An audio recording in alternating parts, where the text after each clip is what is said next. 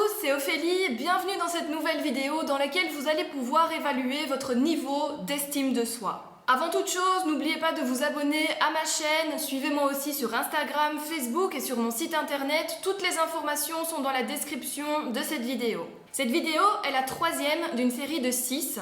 Pour en apprendre plus, je vous invite à activer les notifications pour être averti des prochaines sorties. Alors, votre estime de soi est-elle bonne ?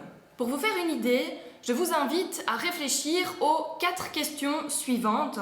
Votre façon d'y répondre sera le reflet de votre estime de soi.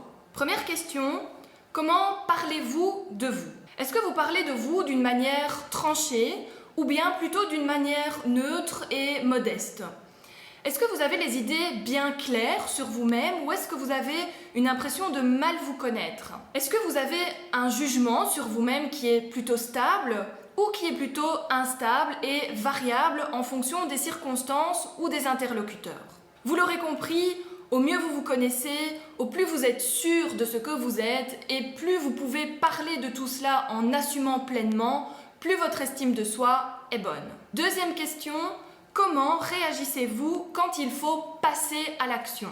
Est-ce que c'est laborieux pour vous de prendre des décisions ? Est-ce que vous avez tendance à reporter ? Ou bien prenez-vous vos décisions facilement ? Est-ce que vous êtes inquiet des conséquences ou est-ce que vous mettez tout en œuvre pour que ça marche ? Est-ce que vous renoncez vite en cas de difficulté ou est-ce que vous avez tendance à vous accrocher ?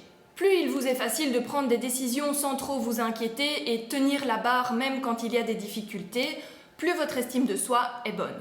Troisième question, comment réagissez-vous face à l'échec et à la critique ? Est-ce que vous avez tendance à vous sentir blessé à la moindre critique ou est-ce que vous pouvez prendre de la distance ?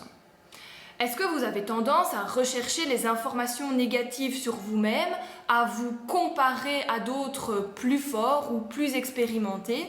Est-ce que vous êtes anxieux du jugement des autres ou bien tout cela vous importe peu ?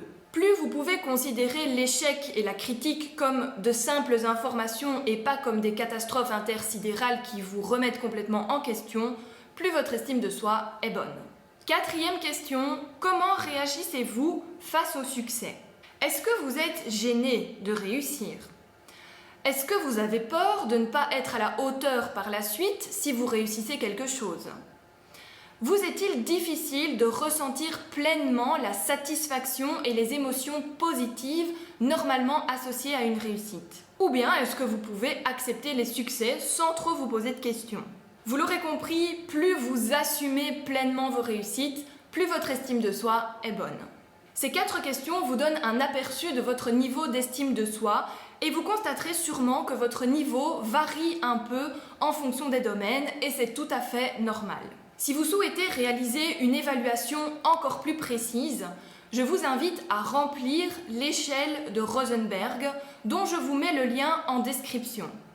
C'est une échelle d'évaluation de l'estime de soi qui est utilisée par les psychologues, mais qui est très facile à utiliser et surtout qui est libre d'accès sur Internet. J'espère que cette vidéo vous a plu. Si c'est le cas, n'hésitez pas à la liker ou à la partager. Évidemment, si vous avez des questions, vous pouvez me laisser un commentaire ou entrer en contact avec moi.